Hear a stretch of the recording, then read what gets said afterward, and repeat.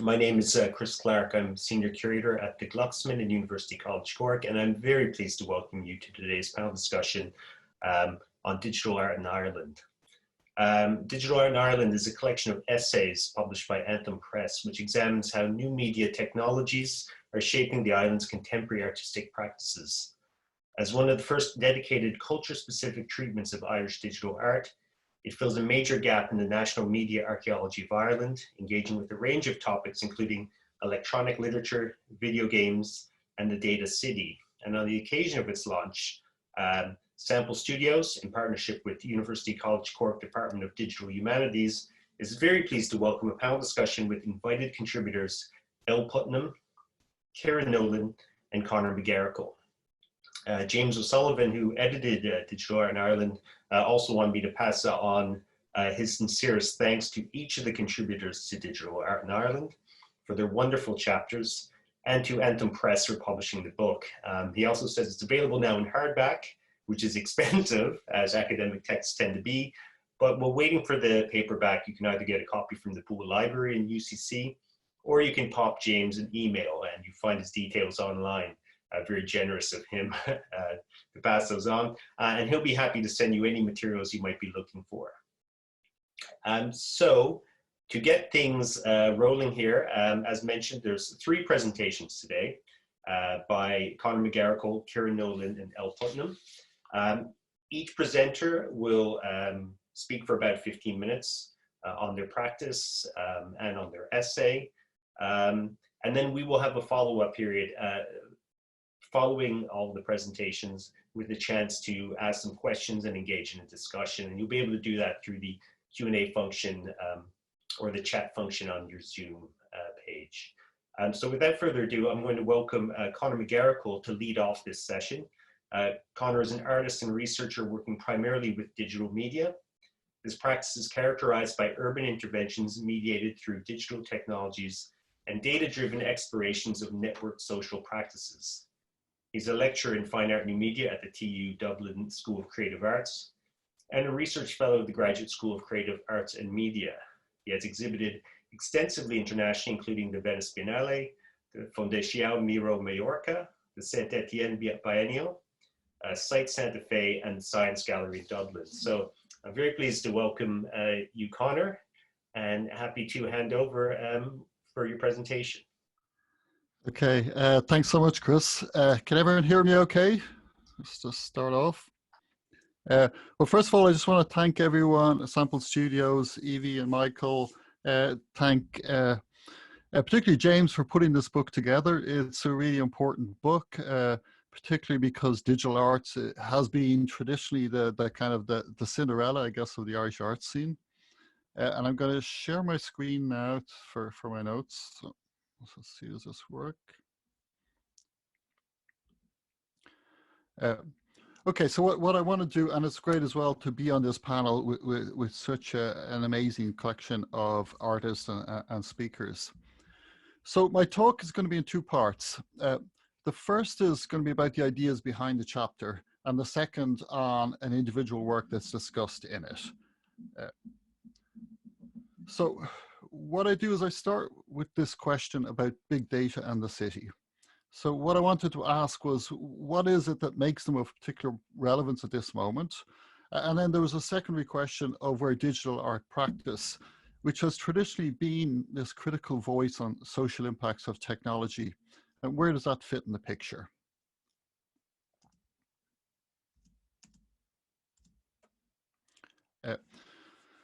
For me, this journey begins with the city at what I believe is a moment of emergence. That is that complex, pervasive computational systems are changing the nature and the practice of urban space itself. And that extensive data assemblages are coming into being, and that these can capture almost every digitally mediated action, which in these days is pretty much everything, from the mundane to the most profound in unimaginable granularity. And that these data are then being used to model and predict behavior, resulting in complex and unpredictable outcomes. And these are images of facial recognition and machine learning in operation, as well as like how self-driving cars see the world. So this development has been described as surveillance capitalism by Shoshana Zuboff, the author. But the interaction of human and non-human actors has always produced the space of the city. You know, and these pictures from the early days of the telephone kind of give you a sense of that. But I suggest that the digital revolution has changed the nature and the extent of these interactions, and that what might be called the data revolution is now rendering it all as data. So that even though collecting information on city residents has always been central to the management and governance of cities, that the scale of these data and their use in machine learning and artificial intelligence systems to model and predict behavior represents what I see as an epistemic shift, not just a difference in scale. So think, for example, of traffic in Google Maps. The way that it can predict traffic jams up ahead of you based on the movement of devices in real time, the fact that your phone is moving at a certain speed surrounded by other phones moving at different speeds. And this, of course, is supported by predictive modeling based on vast stores of accumulated data of location and movements and things like that. So this is for something very different than we've had before. And of course, it's a truism to say that we increasingly live in smart cities. Cities that are entangled in networks, enmeshed in sensor networks, coded infrastructure, almost everything, every activity producing data in some way, and then that's in turn being fed back into complex network assemblages of digital technologies, ICT infrastructure that manage urban systems and can be thought of producing the space of the city automatically. And what I mean by that is that they automate the function or governance of urban spaces, impacting how they're used and how they can be used. In parallel to these systems of city management, we can add a much more comprehensive and all-encompassing layer. And that is something that extracts data for Silicon Valley, the big corporations in Silicon Valley. And that's ubiquitous, network, location-aware, socially connected mobile devices that we all have.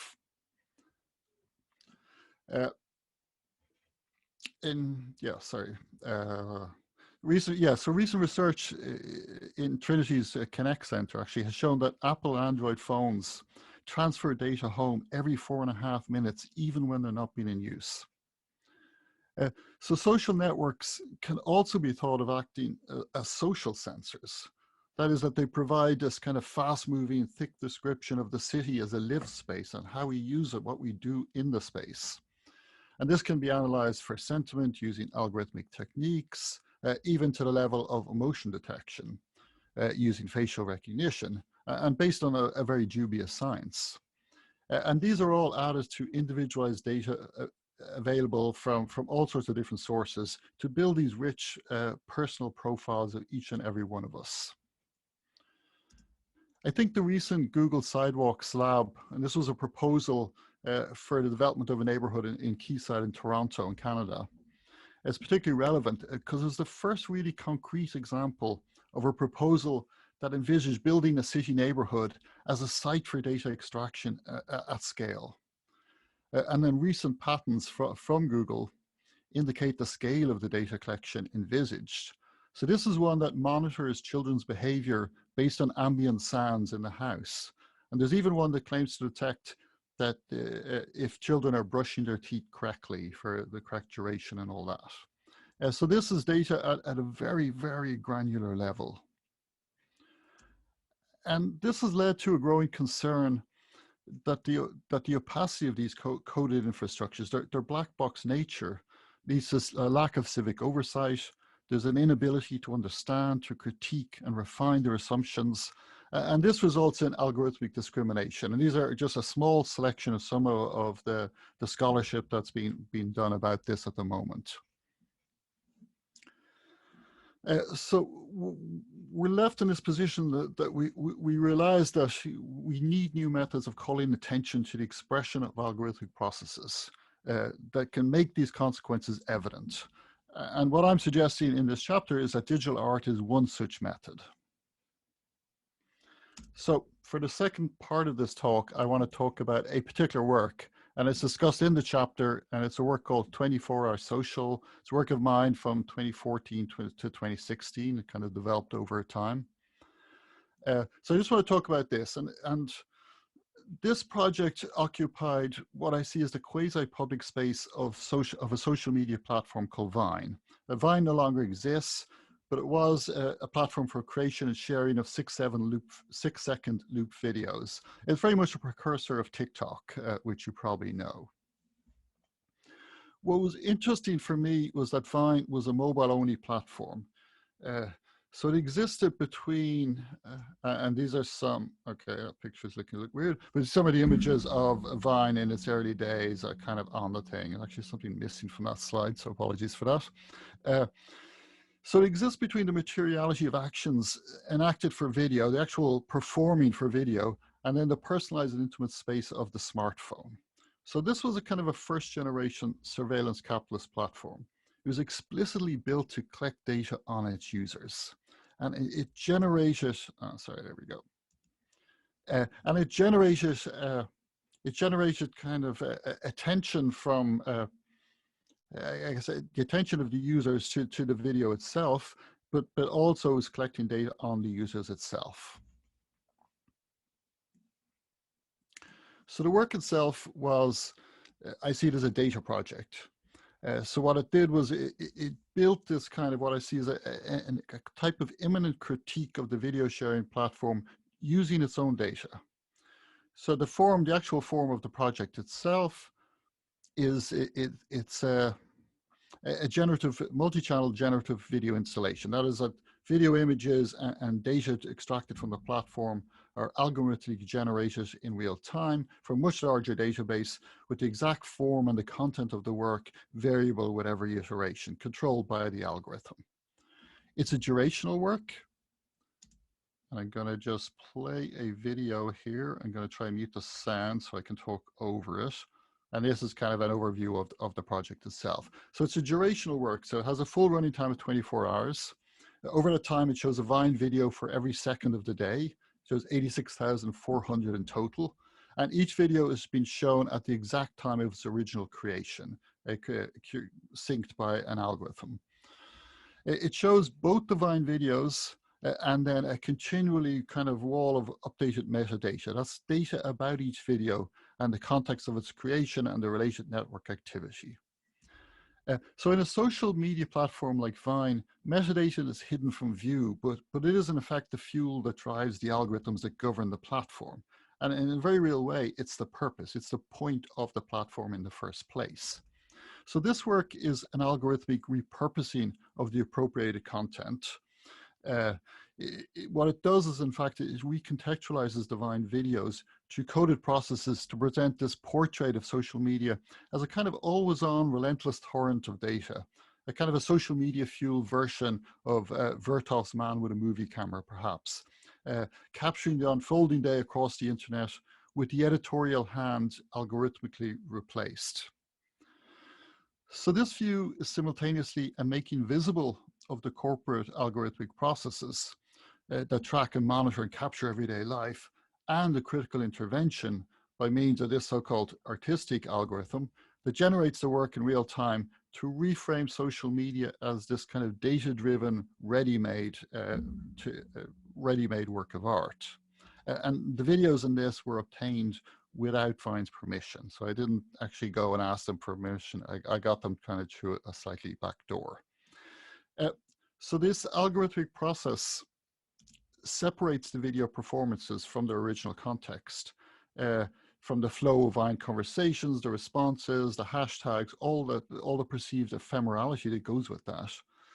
And that reflects the state of the internet as a data repository that can be algorithmically sliced up any which way. Data are data after all, and in this context, the interface is key. It gives meaning to data. It serves to lock it down by limiting access to users, who after all are its creators, and then it packages it in unseen ways for advertisers and for other purposes. So to conclude, I will say that data art, as I see it, has the potential to develop artistic counter practices, and that these can help shape our understandings of data technologies, and through this shape their meaning and how they are enacted in the world in a form of immanent critique. Critical data art, I would argue, not only plays a critical role in uncovering the workings of these black box systems and opening them to public scrutiny, but it has an agency in shaping our understanding of data and the technologies that use it, how they come to be enacted in the world, and their broader societal impact. And that's all I have. I'll leave it at that and hand back to Chris. Thank you so much. Wonderful. Thanks very much, Conor. And as mentioned, we'll come back to you for more of a general discussion afterwards. So I'm going to hold my questions in reserve for later on. Next up, I would like to welcome Kieran Nolan. Kieran is an artist researcher, indie game designer, and academic. He's a lecturer in creative media at Dundalk Institute of Technology and co-director of DKIT's Creative Arts Research Centre. Kieran's interdisciplinary research explores the aesthetic, material, and connective properties of arcade video game interfaces through digital art, design critique, and platform histories. He holds a PhD in computer science, specializing in game studies and media art from Trinity College Dublin. And his work has been awarded by Leonardo, the International Society for the Arts, Sciences, and Technology, the Institute of Designers in Ireland, and IMIRT, the Irish Game Makers Association, and has been featured at exhibitions and conferences worldwide. So welcome, Kieran, and happy to hand over to you. Thanks very much, Chris, and hi everybody. I hope you're all keeping well. I'll just share my slides here with you. Very happy to be here today and to present my work, so hopefully it'll be of interest to you all. I'll go back to the beginning here. So as Chris said, my name's Kieran Nolan, and I work in Dundalk Institute of Technology. I'm a lecturer there, and also we have the Creative Arts Research Centre at Dundalk Institute of Technology. I'm co-director there, and I'm going to take you through some work I've been doing the last few years, a couple of projects of which are featured in the book chapter. And this title of this talk, it kind of sums up what I've been working on the last, well, as part of the PhD, which I wrapped up a couple of years ago, but I'm continuing on in this theme and vein. So it's really, I've been looking at arcade video games and how they can work as a medium by which to examine what they are themselves. So their self-reflexivity of them. So a little bit, I guess, of background. Before I kind of went down the route of this particular set of projects and this area of study, I was from an interaction design background and graphic design background, so very much focused on the link between people and technology through the interface.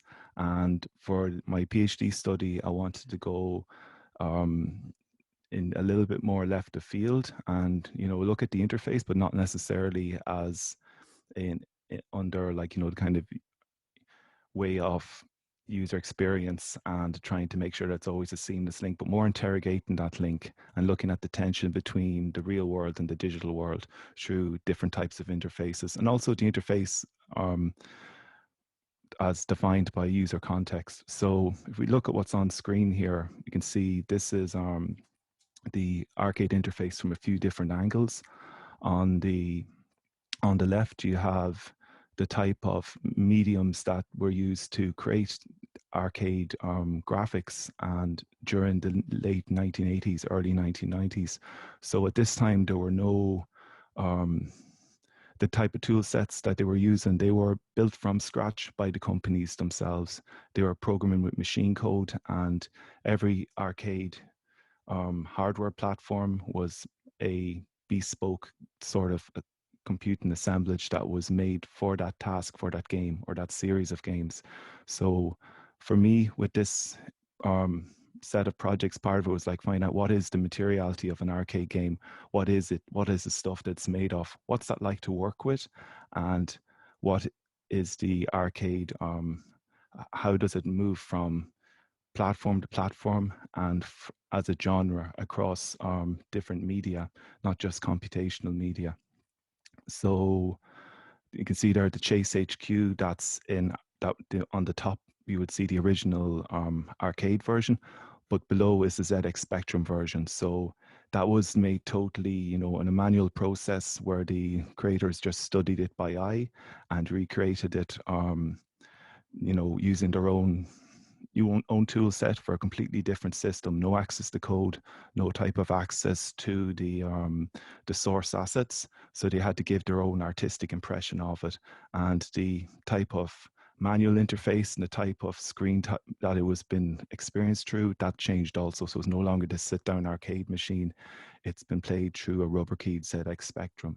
So through this set of projects that I made, they all fit together into this overall composite of the arcade interface. So Control was the first of these, and this focused on the screen and on the controls.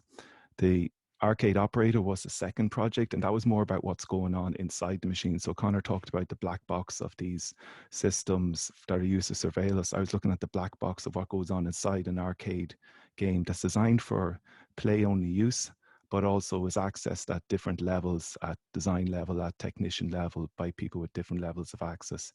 And the third project was VR Supergun, which is really looking at the shell of the machine and issues around its impermanence and entropy. So Control was the first of the projects, and it was really looking at the link between game players and the game, that digital medium, through the link of the hand to game controller. So it's taking the most basic arcade interface of a joystick with one button and looking at that, making that the focus of the game. So like if you're looking at, say, trying to make the perfect interaction design, it should be really seamless and you should forget that the interface is there. But in this case, I wanted to kind of go the opposite route and make the interface the sole focus of the game. So the interface is in your face and you're seeing a mirror of your own actions on screen.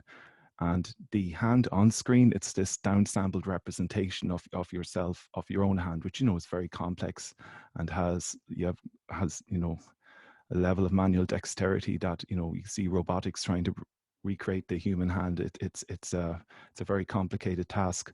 But this hand on screen, it's controlled with just up, down, left, right, and one button. So that's used to move the hand around, and it's also used to press the buttons of the on-screen game controller. So they light up randomly. It's kind of like whack-a-mole. And each of the 10 levels are sort of like a potted history of game controllers. And you have the first 9 levels are based on regular game controllers that would be recognizable. Some a bit more obscure than others, but they're actual controllers that were out in the wild and were in the commercial space. The 10th level, however, is this image you see on the bottom left of the screen. And that was called the Octopad. So I was imagining if these game controllers could evolve themselves in complexity, where would they go? And there's kind of a critique built into that about the complexity of game controllers and how they've evolved to try and keep up with the specs of what's happening on screen. And sometimes there's always that issue there about, like, you know, how to make all the features accessible, but not to bombard the user with too many things. So the game itself, I submitted it to a number of different exhibitions and festivals. And the nice thing about working with this one, which was completely, you know, it was just an upload to Dropbox, the curators would put their own finishing touches to how it was actually to be presented in the space. So that was like another layer then of the interface of the link between the people and the artifact that was out of my control. But it was really nice to see how different people, you know, made it fit for their space and how they made it work. So on the top right, you can see at Vector in Toronto, it was shown on screen on a flat screen, and the controller was on a plinth. So the keyboard on a plinth and your hands are extended downwards, and that affords a certain type of play. At Materiality in Galway, it was on a little CRT screen on the floor, so you'd have to crouch down to get eye-to-eye level with it, and that adds maybe a little bit more tension. You can see it in the looping GIF there. They're using the Atari 2600 controller, and then on screen you've also got the controller, and it's a really tough game. I mean, the original arcade games are arcade games in general. You compare them to console games. Console games will have an energy bar. Arcade games will have that's a little bit more forgiving. Arcade games is like, you know, you're dead and that's it. You have to pay to play. So the learning curve is quite steep, and you can see this gameplay session ends pretty quick for that guy. But with some time and perseverance, it is possible to beat it, and I've seen people do it. So it's out there. It's on itch.io if you want to download it and have a go. The second project I'm going to talk about is Arcade Operator. So this was sort of the sequel to Control, and this was looking at the arcade game or the arcade interface as defined by user context. So, you know, arcade games, they're designed for play-only access, a lot like game consoles. And, you know, that was part of the reason I kind of went down this route. I was inspired by a lot of really interesting digital art that's made through game consoles and through closed-off systems. And arcade systems were something I wanted to know a lot more, wanted to find out more about, because, you know, a lot of kind of multimedia experiences, that high-end multimedia experiences, would have been delivered to people or experienced by people firstly through an amusement arcade a few years before home computers had caught up with that level, at least up to around the end of the 90s. And at that point, the consoles and the computers were beginning to catch up with what the arcades could do, at least audio visually. But yeah, this game is about the operator level interface. So about having to, you know, the repair and upkeep of arcade games. And over the course of this research, I interviewed people who were involved with arcade maintenance, and also found out a lot more about what goes on behind the scenes. But I was trying to take a arcade interface convention. Like with the Control project, it was all about the joystick, one single joystick and one button. With this, I made it 2 buttons with 1 joystick, and I was adopting the interface convention, the control scheme of the arcade brawler. So these beat 'em up games, you might have seen Double Dragon or Final Fight, where it scrolls from left to right, and you have to fight your way past these different assailants and pick up energy along the way. Well, in this case, we're taking that that convention and mapping it to a non-play way of interfacing with arcades. And then, you know, the project itself was me engaging with the arcade interface, but through this this art game angle as well. So there's a few different layers there, and this project as well, it's not visible in what you can see here, but it also got me into the music side of things. So composed a chiptune soundtrack for it with Little Sound DJ on the Nintendo Game Boy. And that was an interesting journey into those type of audio constraints as well. So these projects, there are a lot of them, a constant theme throughout all of them was the constraints, the audio visual constraints, and trying to work with those, mostly visual, but in this case, the audio as well with the soundtrack, and trying to work within, well, I wasn't using the same kind of development systems that were used in the 80s and 90s by the arcade designers there. I was trying to find a close enough approximation to them. So setting the low resolution and a low color palette was essential. And also the engine that was used to make these 2 games is called Stencil. It's tile-based. And while that was optimized, tile-based because it was mainly aimed at mobile platforms, this type of tile-based graphics would also be a hallmark of 80s and 90s arcade games. And it's all got to do with memory constraints and being able to use those tiles in a kind of mosaic type form to save on memory and to work within the limitations of the platform. The final project I'll talk about very briefly, it's the kind of the final part of this trilogy. It's called VR Supergun. So this was going into the hardware side of things, and it was a supergun. Basically is the wiring of an arcade machine, but it's made into a game console type form. And they've been around since the 90s. The name actually came about when it's from a version of this type of device that was released from Hong Kong during the First Gulf War. And Supergun was in the news a lot, and they thought it sounded pretty cool. So that became it's kind of like, you know, everyone calls a vacuum cleaner Hoover, or some people do anyway. So the brand name became the name for the device in general use. So this was looking at the other two were art games built from scratch. This is more game art because I'm using a piece of arcade hardware, and that was the Jama interface, or the Jama arcade standard. So Jama arcade standard was brought in 1985, and while the actual computers of the games are changing constantly, this standard allowed these Jama compliant boards to be swapped between machines that had carried that standard. So it meant that the arcade operators could save money and not have to keep replacing the entire cabinets. But it's looking at the impermanence of the actual shell and issues around restoration and upkeep of these machines. So, you know, the actual outsides of them, they're made of either brittle plastic or chipboard, that particle board that breaks apart. So this was really trying to find a happy medium between emulation and the actual using the real hardware. So basically it allows you to play the real hardware, but through a VR front end.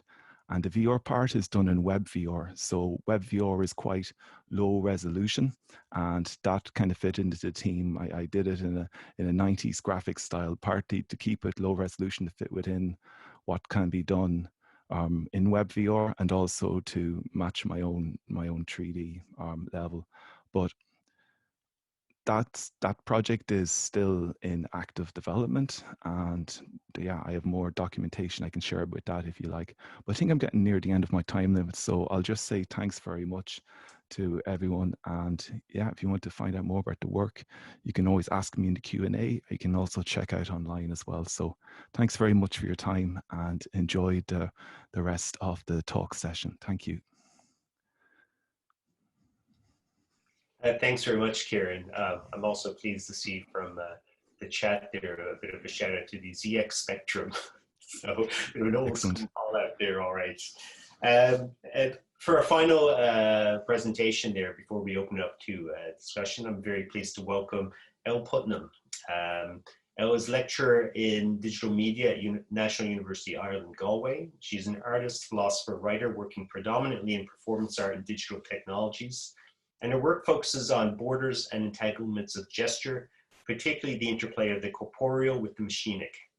Through her artistic practice, she explores hidden histories and emotional experiences, testing the limits of their unrepresentability. She holds a PhD from the Institute for Doctoral Studies in the Visual Arts, and her research focuses on continental aesthetic philosophy, performance studies, digital studies, and feminist theory. So welcome, Elle.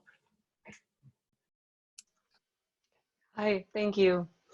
And I just want to again thank James for putting this book together, because what I had done my research on here has kind of been, you know, it was a hunch of an idea when I started working on it, and it was something I was working on in my practice, but as time had progressed, it's extended and actually has become a kind of book in its own right. So that will hopefully be coming out next year. The first manuscript has just been sent off.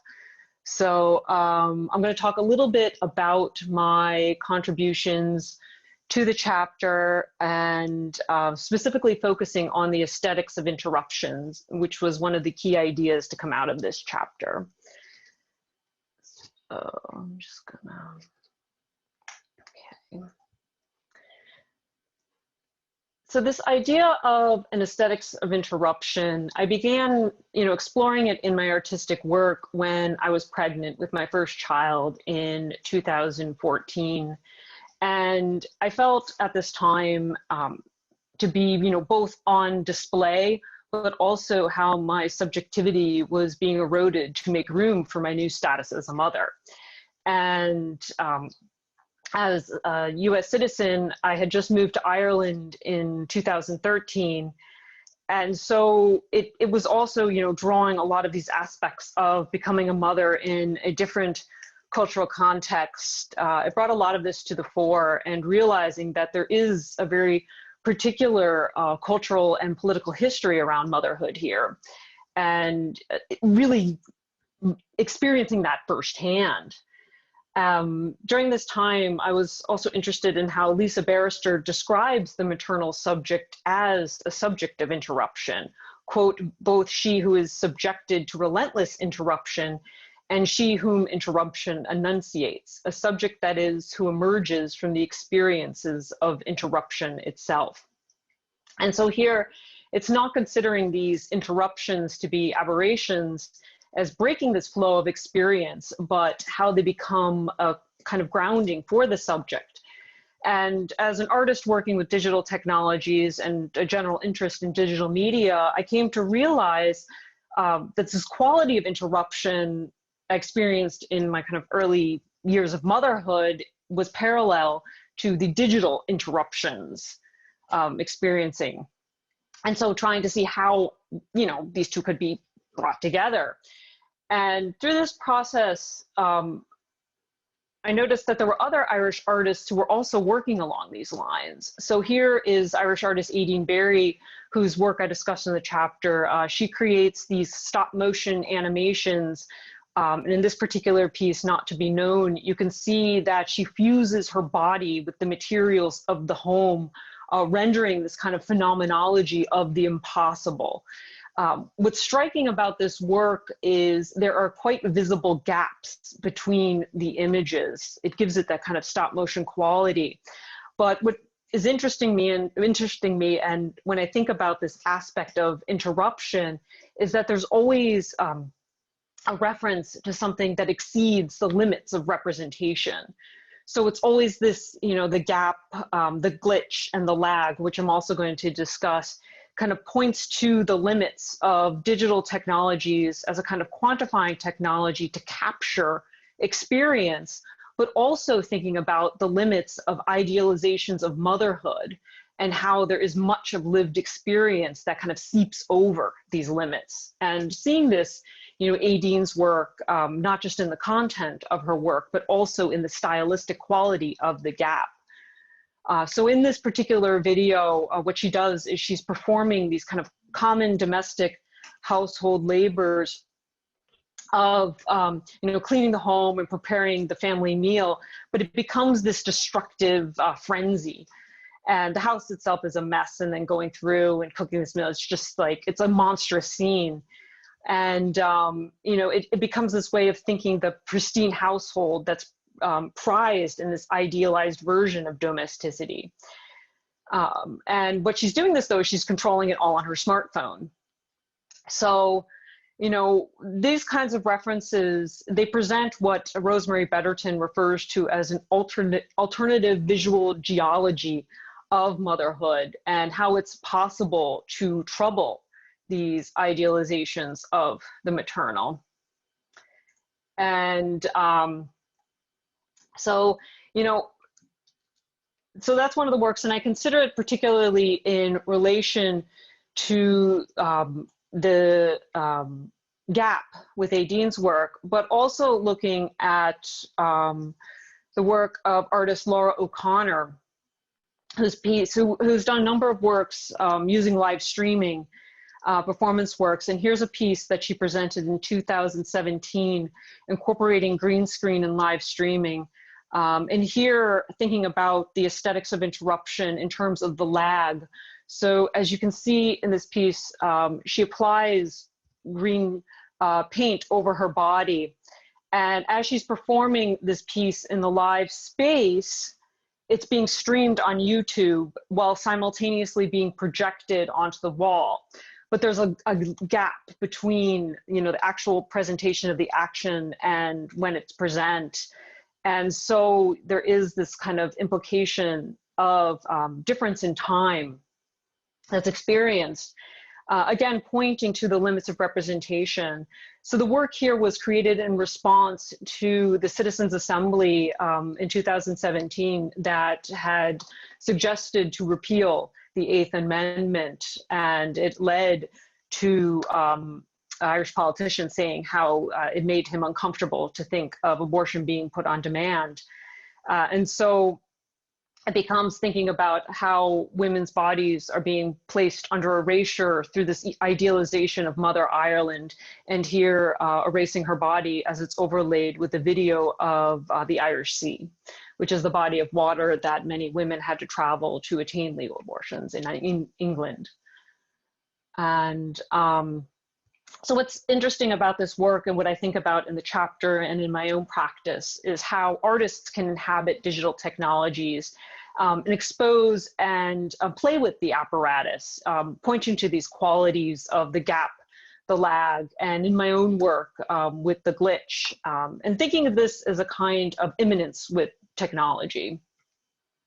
So in relation to my own work that I discuss in the chapter, the first one was rendered that I showed at the beginning, and this one, fertile ground. And I'm just actually going to make sure this audio, oh no, you can't hear it. That's cool. Or are you hearing the audio of this? Hold on. No, okay, good. Oops, wrong video.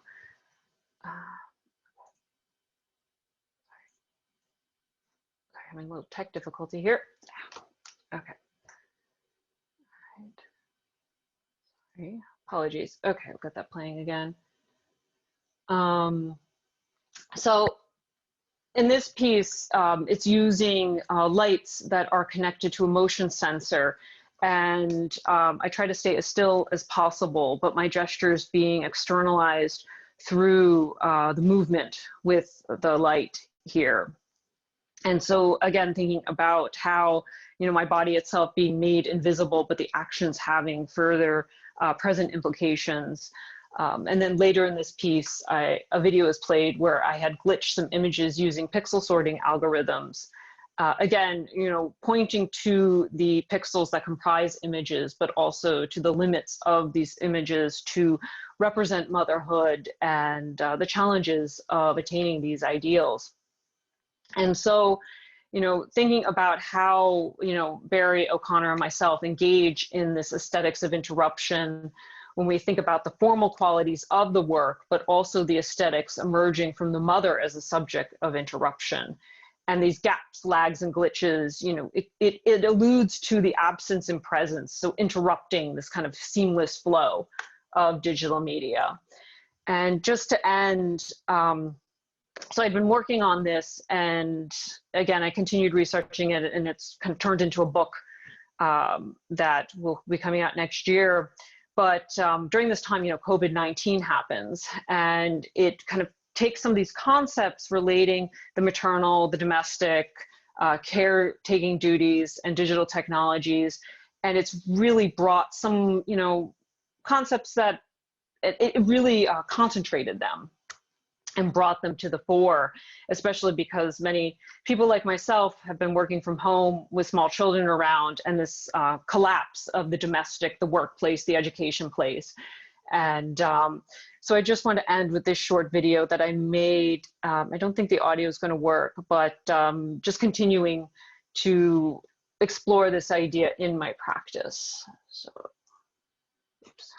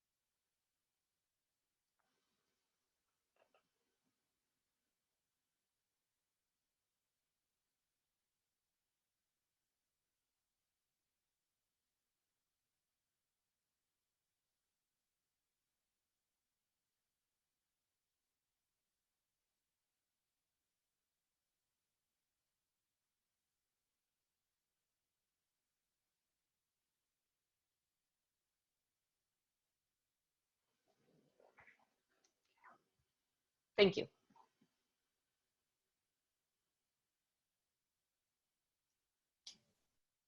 That's great. Thank you very much, Elle. And thanks everybody for their presentations. I'm going to welcome everybody back as well. So we're going to go on to our Zoom multi-screen format here now. And I've seen some questions kind of trickling in, but first of all, I just want to say a big thanks to everybody for some really illuminating and kind of fascinating presentations, and really kind of different approaches to, I guess, the ideas of kind of new media and how it kind of overlaps with artistic practices, but also with kind of notions of Irishness as well. I've got a few questions here, if it's okay, that I might just take advantage of my privileged position as the moderator and throw a few ones out here just to get the ball rolling. And I might just start with you, Conor. You stated in your essay in the publication that while data are not neutral, they are also not predetermined.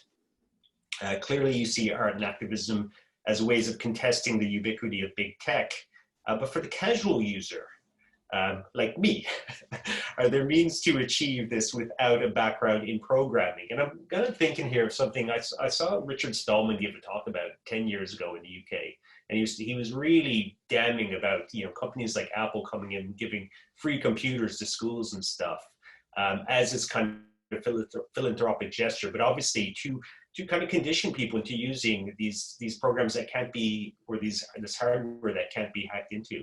I'm just wondering if you have any thoughts on what tactics are available to these generation of digital natives whose understanding of the internet has been formed through existing platforms and hardware. Yeah, I mean, I think it is difficult because there is a dominance, kind of the marketplace dominance of the big players like Google, Apple, Facebook, and people like that. But I think, at one level, at the level of privacy, there are things like, we can switch our browser, we can switch our search engine. I recently, or about a year ago, I discovered that Google had a big list of everything I'd ever bought online. Even if it wasn't through Google, I never bought anything through Google.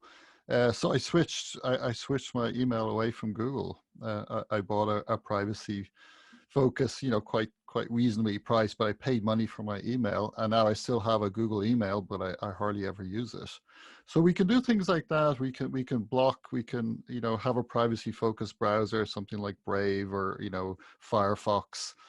We can use different emails. And we can just be more conscious about that, even just changing our settings sometimes and moving away. The other thing we can do, I think, is to advocate, is to say that actually we don't like the way things are being done. And to actually use our power as consumers and our power as citizens to say, okay, this is enough. We need to bring some control back. Because I think one of the things with Silicon Valley is that they have convinced us that the way things are being done, this idea of surveillance capitalism, where everything you do is being kind of monitored and used to profile you to at the moment just sell you ads. That we can actually we can just say, oh, we don't accept that. That actually we can have all the services and all the things we like about the digital economy, but without this kind of erosion of privacy. So I think we have more power than we think. And I think changing the behavior, we can change this. And that's at a kind of a regular level, not just a kind of a consumer level, so to speak. Great, thank you.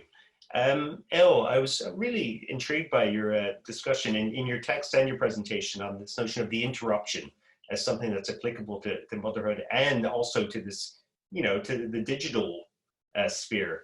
And it really kind of made me think also of Legacy Russell's writing on glitch feminism. And I'm gonna quote them here, where they talk about glitch as a mode of non-performance, the failure to perform, an outright refusal, technology pushing back against the weighty onus of function. And so they apply this notion of the glitch as a disruption of the normative as pertaining to gender, race, sexuality. And I wonder, can you talk a little bit, expand about this idea of the liberatory nature of the glitch in relation to your practice? How does new media technology and its capacity to be disrupted, hacked, glitched, offer a way to think beyond kind of heteronormative ideas of identity, including gender, nationality, and especially, specifically motherhood? Yeah, no, that's a great question. I'm glad you mentioned Legacy, Russell, because I actually had the honor of being on a panel with them back in February, and I used their work in the forthcoming book where I talk more about glitch. Because the thing that's really striking about Legacy's approach is they talk about this breaking of the online-offline loop. And so getting away from this notion of being, in real life versus virtual to being just away from keyboard. And that's something also that kind of, so it's not just about glitching the body on the screen, but glitching the body in general. And specifically in, or no, I won't talk about that now. But no, I found that approach to glitch has been very useful because it's a way of not only, drawing attention to the political potential of glitch. I know there has been some critique on this because the glitch itself is not inherently critical. It's become quite stylized. I mean, now you can see loads of apps and other, it's very easy to make glitches. It's commonly a filter that's used on things like TikTok and everything. And, but it doesn't mean that we can, reject the possibility of glitches here. And so I see Legacy's work really extending these critical possibilities to not just thinking about what we see on screen, but when we glitch our bodies. So yeah, no, it's fantastic work. But also, I think it's kind of interesting from the kind of spectatorial kind of perspective as well. That when you see something glitch, regardless of its aestheticization, you see something as being wrong, something going wrong. So it kind of it infers this kind of sense of, oh, there's like a problem happening here, and it does institute a sense of kind of critical reflexivity, I think, through that. Yeah, actually, just to follow up, the way I, in the book that's going to be forthcoming on this topic, I talk about glitch feminism in relation to transmasculine pregnancy. So thinking about how, people who have transitioned to male and then retaining female anatomy to give birth, and this becomes an instance of glitching the body where it's not considered, something to be abnormal or something that's broken, but really is extending the possibility of care and reproduction. Wonderful. Kieran, I know I've got loads of chat comments in here coming in as well. I think people kind of reliving some of the technology of the 80s. I think as a fellow child of the 80s, I think I spent a lot of time in video game arcades and shopping malls. But I wanted to ask you something specifically about the piece you did, Control. And again, I'm going to quote you back here where you say that in Control, the visual interface will not let you forget that you're manually interfacing with the computer through a handed controller link. And as you mentioned in your essay, this notion of medium specificity in video games is kind of an essential aspect of artistic development, a means of figuring out the essentials of the medium in question. Can you elaborate a little bit maybe on this notion of video games as an artistic medium, and also maybe what obstacles you've encountered in transferring this medium to not just a gallery setting, but to kind of a context, to an understanding of what it means to explore kind of gaming through this kind of aesthetic lens? Thanks, Chris. Yeah. Okay. So I guess like when I started off kind of on the journey of doing those projects and the thesis around them, it was really, trying to find out what is the stuff, what is the material of an arcade game. And like I said in earlier, saw a lot of great examples. There are a lot of brilliant examples out there of people taking closed off computer systems and using them, like programming for systems that weren't meant to be programmed for by the public, like say making homebrew console games, or taking a console and rewiring it into circuit bending it so that it creates its own kind of new visuals through a kind of a trial and error, kind of a broken glitch process. And but like an important part of it for me was setting constraints, because like you look at what a modern PC can do, what a phone can do, okay, as a multimedia device, you have a massive color palette, lots of processing power. You can, you know, it really is the Swiss Army knife. But the creators of these games in the 70s, 80s, 90s in particular, they had far tighter constraints. And I couldn't replicate those exactly, but I attempted to use authoring like software that, you know, like say for the 2D games, they were using tile-based software, which was kind of matched the tile-based graphics of production processes of those games from that era. But like one thing I found was that, like, you know, the kind of the say, like, you know, if you want to go down that route, there is no set medium. I mean, the people who are making games in the commercial context in the 80s and 90s for the arcades, it was all their own tools. They were working with really kind of computers very much as a raw material. Like they were building their own computers and then doing their own code. That wasn't just like they had, like, say, can have Unity now and design a game in Unity and just export it out for every platform. They would design like a computer. It would have a Z80 processor. They'd have to do Z80 machine code for that. It would have a certain type of memory unit. They'd have to have machine code precisely for that. So it was really,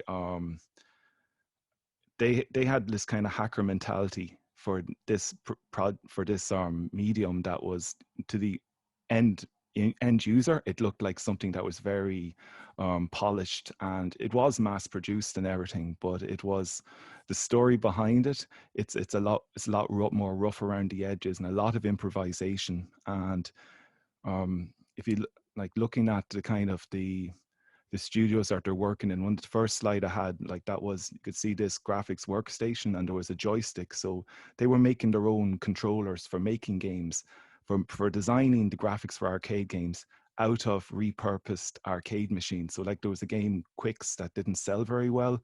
So I think it was Taito. So they took that game and those unsold arcade machines, and they turned them into graphics development workstations.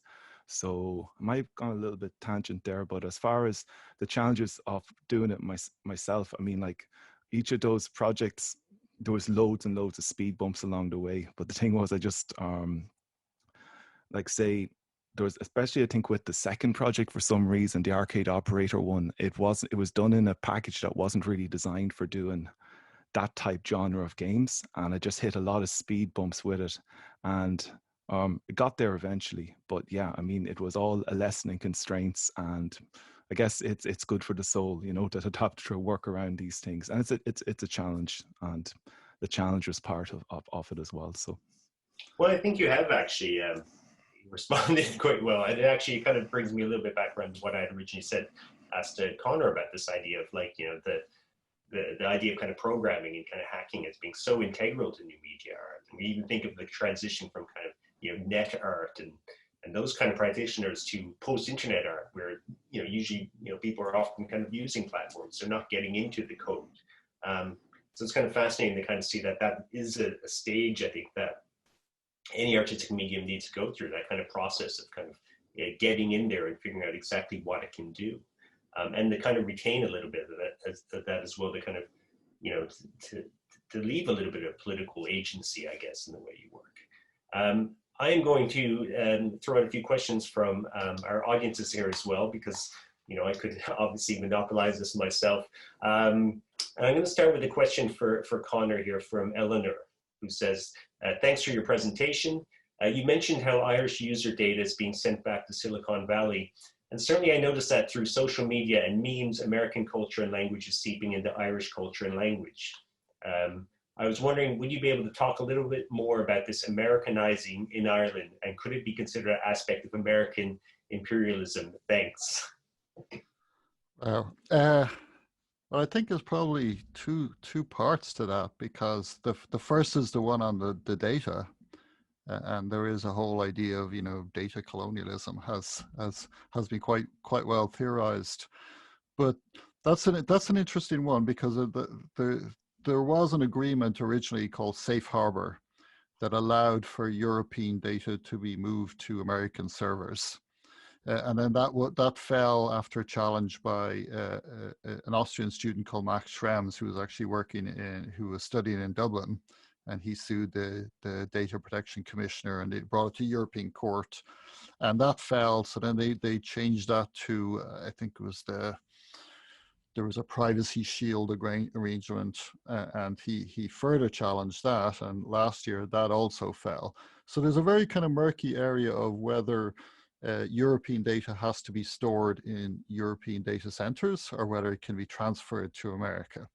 Now, if by storing in European data centers that are still owned by, American multinational companies, how private is that? That's a whole other that's a whole other can of worms. But yeah, there is this idea that yes, the data is being aggregated, it's been moved to headquarters in these kind of I guess originally American companies, but now they're global companies really, and they're very prevalent in Ireland. If you go down what we call the Silicon Docks, we have the headquarters of every European country, or every tech company.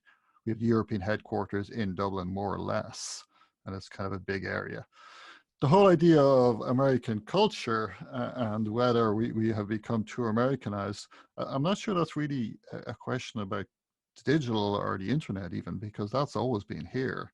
That's been going right back to, the 1950s. People worried about, cultural imperialism with American culture coming over, and American music and American dancing and presumably American morals. I think that's always been here. I think culture is global. I think we will pick up things that will come from America, and where will they come? A lot of actually, what we see as being American culture is actually Black American culture, African American culture. But also that's I think particularly for Irish people, I think it goes the other way. I mean, I think Ireland is a country that has, really strong culture, and that spreads around the world too. And there's little bits of Irishism. I lived in the States for a couple of years, and there's a lot of like Irish things that float around in American culture, in English culture, generally around. So I think that's a kind of a give and take.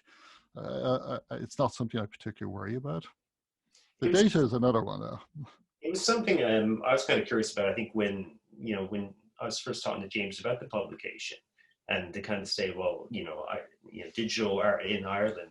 Of course, you tend to think, when you think digitally, I tend not to think nationally. That part of the whole promise of the internet, whatever you think about it, I know it's a different thing when it comes to infrastructure and stuff like that, but is that you kind of think, oh, well, why should there be kind of a national character to kind of digital art in some kind of way? And obviously that's probably the way you're encouraged to think in kind of a neoliberal kind of sensibility, but at the same time, it's kind of something to kind of work through, and maybe the eclecticism of some of the presentations and some of the essays actually kind of demonstrates that kind of tension between kind of national and global kind of identities, I think.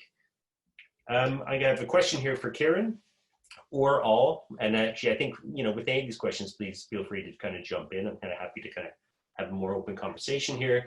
Who asks, do you feel the work presented today represents the artistic relativism rather than universal standards in Irish digital art? And where do you see universal standards best represented in Irish digital art?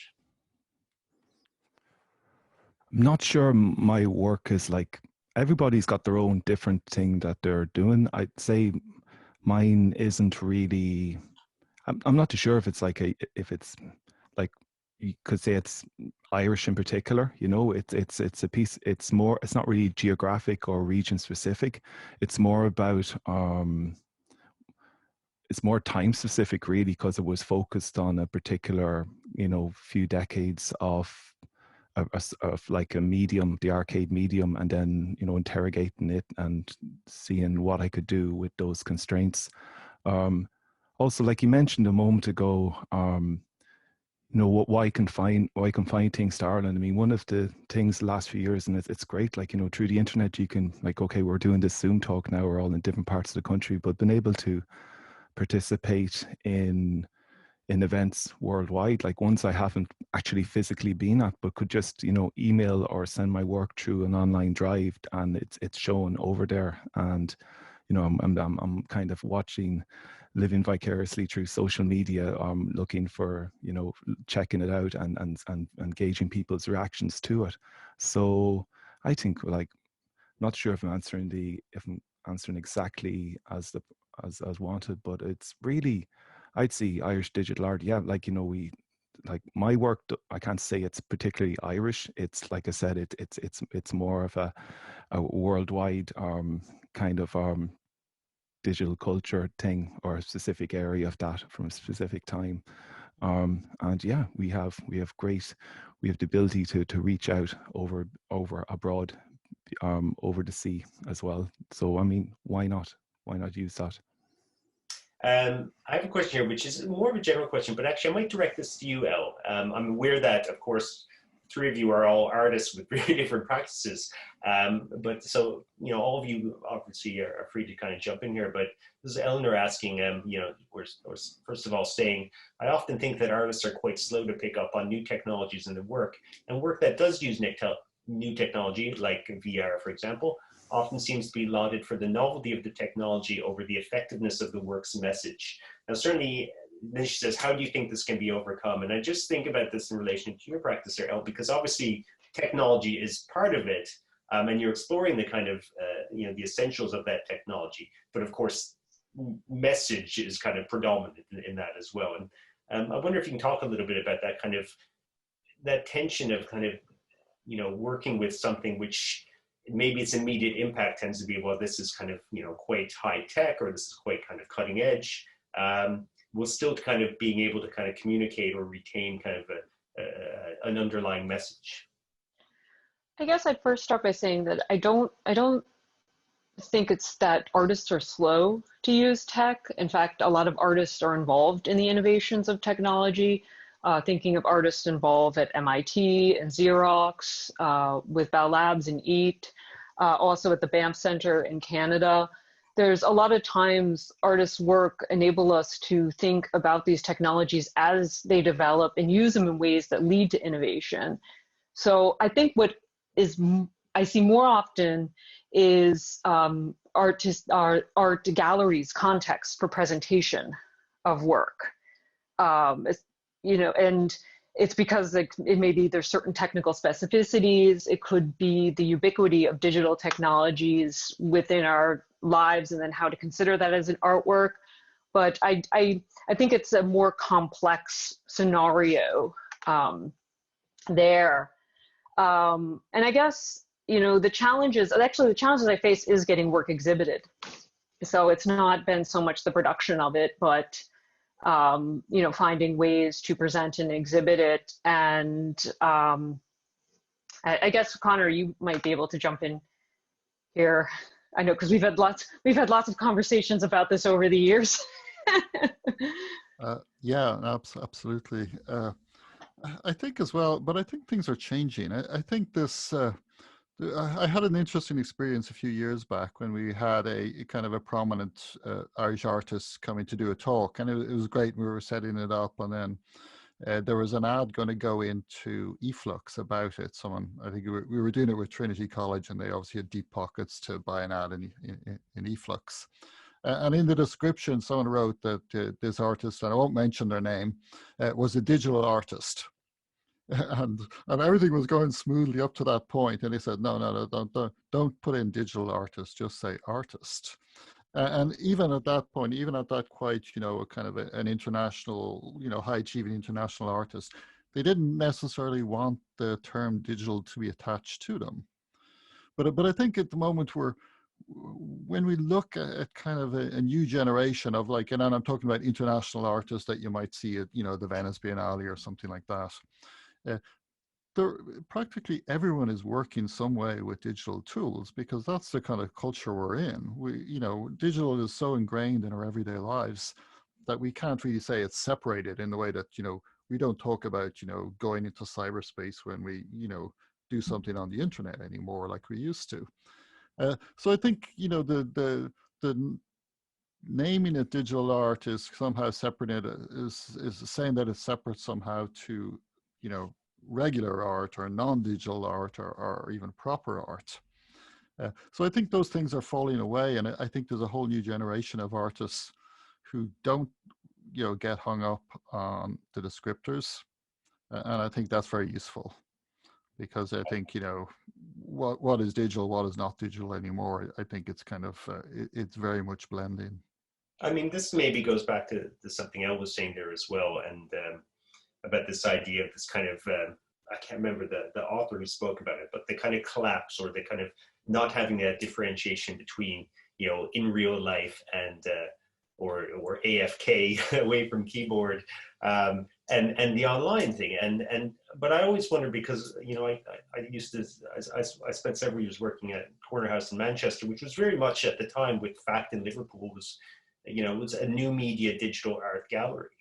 And certainly a few years back, when you had a lot of the kind of commotion about kind of post-internet art and kind of great swathe of artists who were going, oh, my work is all about the internet and stuff, there was a sense that, you know, that there were histories that were being erased and overlooked there, that some of the practitioners who came out of that kind of hacking background, who came out of kind of activism and the early days, the wild west of the internet, had been kind of written out of that process to get there. And I wonder if that's a concern for any of you as well, that, you know, that in a sense this kind of takeover of kind of digital culture by contemporary artists of all ilk is actually not kind of really kind of paying due to some of the kind of the more difficult kind of stages that artists had to go through to get to that point. Actually, if I could just jump in here, because I do in the chapter, I connect the work to work by like Pauline Cummins and artists that are working in video with performance. And I think there is a strong legacy there. I also see connections to artists like Joan Jonas and Martha Rossler. And I think it's important to acknowledge these legacies and to have a kind of digital, non-digital, when really it is a longer history of working with technologies and tools, but we could even consider a paintbrush a kind of technology. I think it's what's great about when Lev Manovich talked about the language of new media, that he kind of started with Ziga Vertov. I was like, yes, it's like that was a media, that was a new media at its time, of course, as well. I've got a question here, which I'm almost afraid to ask it, but it's, would any of you like to address the current craze controversy over, and you knew it was coming, NFTs, non-fungible tokens, the Bitcoin art thing. Any comments or thoughts about the new hype and the new kind of rage around this medium? Such a fast-moving area. Kieran. No, sorry, I was just going to say it's such a fast-moving area. So much has happened the last month or so. I mean, who needs Netflix? There's so much drama. Just follow NFTs on Twitter, and there's lots of entertainment there. Kind of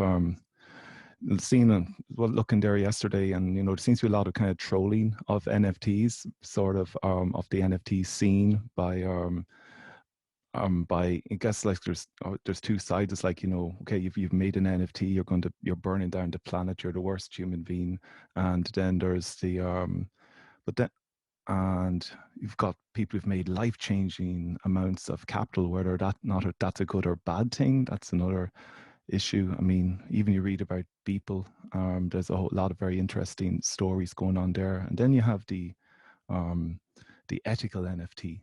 So like there's, I can't pronounce the name right, but there's a service, and it's Latin for here and now, and it uses if you look up clean NFT or ethical NFT, and basically it looks really exciting, because it's more like a new type of portfolio or curation space, and there's low stakes currency, but lots of really interesting creative stuff. So anyway, I think it's really interesting. It's, like I said, it's all happening really fast, but I'm sure the other panelists have their own views in it as well. So respect that. Yeah, I mean, if I can jump in, I mean, yeah, I've been following it too, and it's been super interesting. But I think you have to kind of divide it into two, perhaps, in that there's the, you know, the kind of the big ticket sale items, where people have been selling stuff for, millions and millions. And I kind of put that more into kind of cryptocurrency speculation, and that if you look who's buying that, they tend to be people who are speculating in other cryptocurrencies, and there's so many now. And when you think that, Bitcoin has gone up, tenfold in the last year, Ethereum something similar. So there's been vast fortunes made, and if you got in early enough, it's the old thing that if you put in 100 euros, it'd be worth what?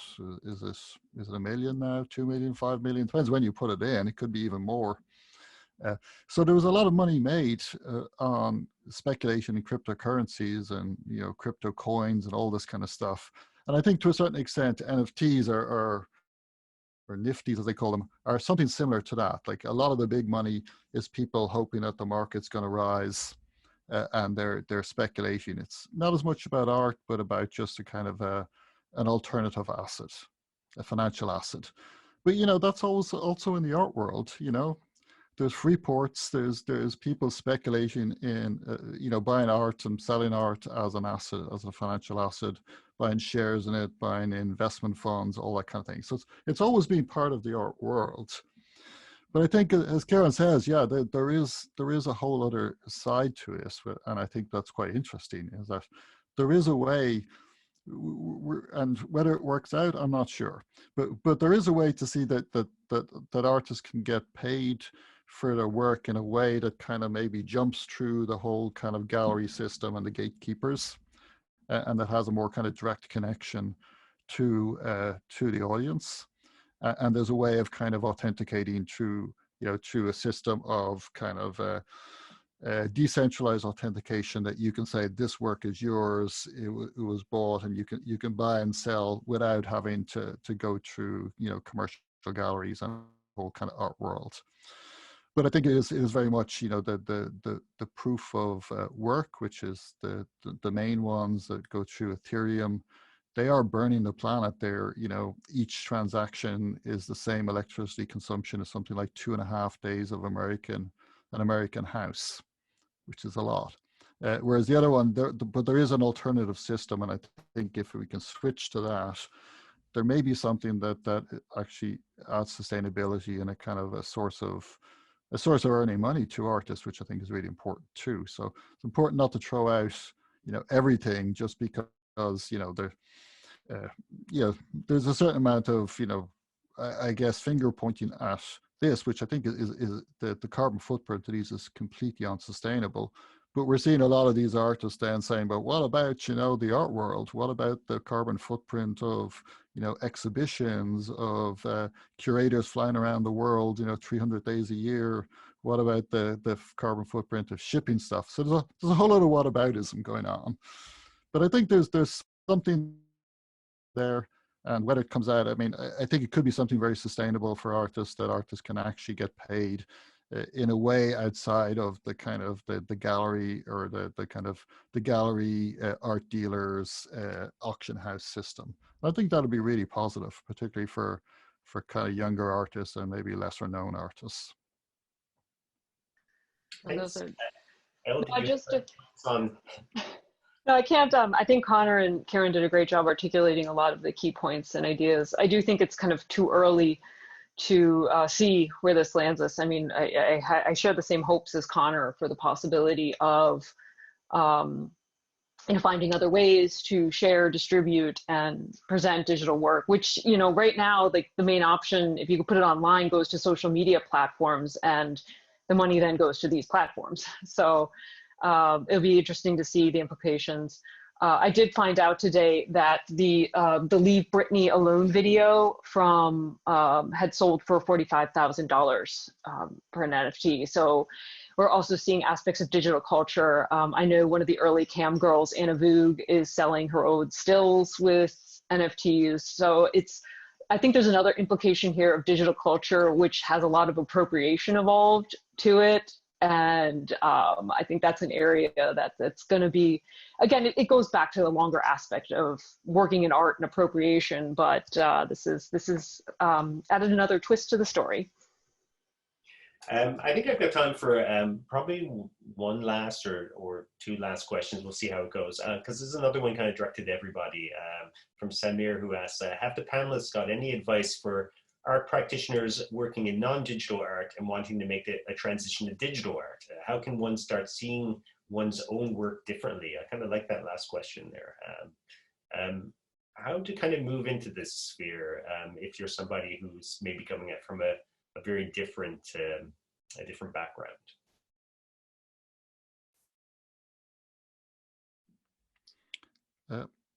I'll come in on that.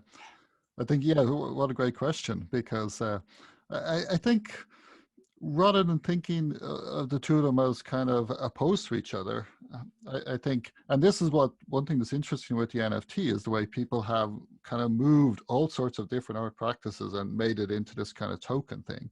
But I think there's ways of, like, whatever it is that you do, there's ways of kind of adding something digital to it or presenting it in a different way. And it depends where you're coming from. I mean, maybe if you're kind of an oil painter, it's hard to do that. But then I think, you know, we mentioned post-internet art earlier, you know, and there was a lot of oil paintings made of the internet. And again, and is that a digital artwork? Is it a physical artwork? I think it's, you know, it can be both. So I think, you know, it's how do you extend your practice into something that maybe has a kind of online presence. I think we've all been doing that over the last year, whether we like it or not. And to consider, you know, how the themes in your work, how does that, you know, how does that connect to the world we live in? And the world we live in is increasingly, you know, or not increasingly, it is a digital world. Everything we do is kind of mediated somehow through digital technologies. And I think, you know, integrating that, but thinking less maybe about, you know, is this digital, is this analog, and thinking about how the two are meeting each other. So, you know, is a drawing of something on your phone, is that a digital work? Is it an analog work? I can't say it's both, you know? I mean, this is it. Yeah, I mean, you could say anyone who's doing their research through the internet is to some extent employing, you know, digital strategies as a way of kind of creating the work, whatever medium they kind of use. I do have one last one here. I think I can kind of squeeze this in, which again is for all of you. It's quite a broad one, but it's also put to us by anonymous attendee, which seems very, very appropriate for the Zoom conversation. What do you think the current age of digital art will have in terms of influence on art as a whole in the future? So what is the legacy that we're going to be looking at for contemporary kind of new media digital art? I know this is a gigantic question and we've probably got 10 minutes left of the panel, but any kind of thoughts of where you can see, I guess it's really kind of a future forecasting kind of question in a way, and what you see maybe on the horizon as having kind of potential for kind of informing artistic practices in terms of kind of digital technologies. I guess if I could just jump in, I guess my hope is for digital art to continue to find ways to reveal and critique our technologies. I think that is one of the key things that art is enabling us to do at the moment. I mean, you know, digital technology itself is such a vast thing. I mean, so is climate change, so is all these great things, but I think art here enables us to take it and present it in a way that's more manageable, understandable, and a little less overwhelming. And I mean, my fear though is, you know, with increased, as things are becoming more and more digital, tools are becoming harder to hack, technology is becoming tougher to, you know, engage with. I mean, you think about the limits of the Apple platform and trying to make any kind of modifications to it. But that's why I think it's also important for artists to continue to work with these tools and take into account their material aspects, treating them like a medium. I know Hugh McCabe made the comment, the importance of creative coding and processing P5. It's nice because it enables you to learn how the code works. And it's just, I do hope that we are not just the Cassandras. And Kieran or Conor, any thoughts on what could be on the horizon there, or what is? I suppose, like, yeah, the question like asked about like contemporary art. I mean, how do we put a time frame on contemporary. I mean, this whole NFT thing we just talked about, that's like blowing up so quickly. I mean, I know it's been around a few years, but like something like that, and maybe it's just because of money, suddenly people start going, oh, digital art, it's art, you know, it's important. And like, I think just, you know, the whole, I think it was mentioned earlier on about like, you know, people, I think Conor mentioned about like, you know, an artist and they're introducing them when it mentioned it was digital, like, you know, there's, I think just any kind of stigma, if that's, maybe that's the wrong word, but you know, you think about, say, music production, you know, music production maybe the last 20 years, you know, gradually it moved to like, you know, computer-based tools. You have people who are real, say, zealots about like, you know, using certain equipment. And I think that just, you know, over time and over, it just kind of dissolves. And it's the same thing with digital art too. I mean, it's just, it's art. I mean, like the whole tangibility thing, I suppose the NFTs are a kind of a solution to that, but then there's loads of challenges there as well. And maybe that's one of the things about like, but it's also one of the unique things about like, you know, digital media is that it's, you know, it has that kind of non-corporeal type element. It's, and that's what's, you know, so much great digital art is about that. But yeah, I mean, I'm looking forward to loads of interesting new things that we can't even imagine yet. So we'll see where it goes.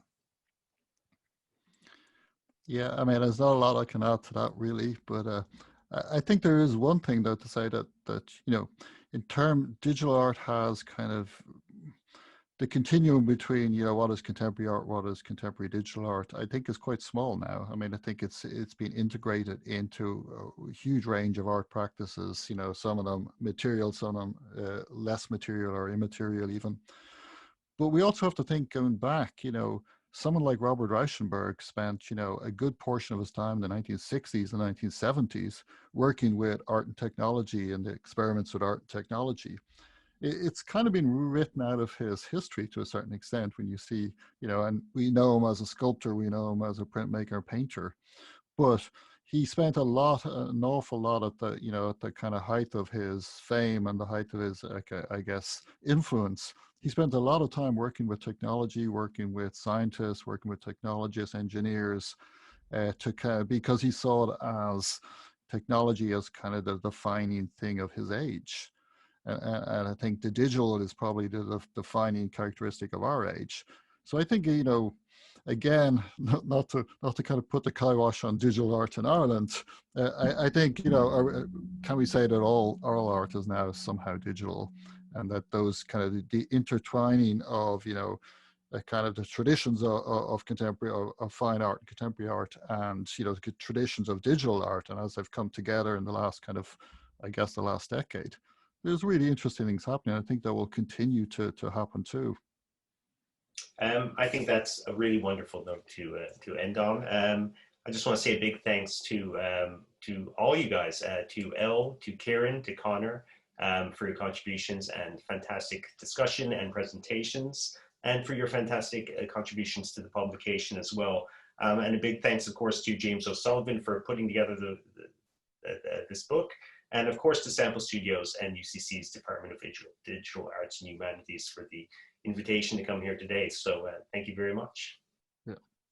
And can we say a big thank you to everyone who turned up? It's a fantastic turnout, and you know, we're all kind of screened out. So thank you very much, and thank you for all the questions. But we didn't get to answer them all. So. Yeah, there's tons. Absolutely. Thanks, everybody. Thanks. Bye.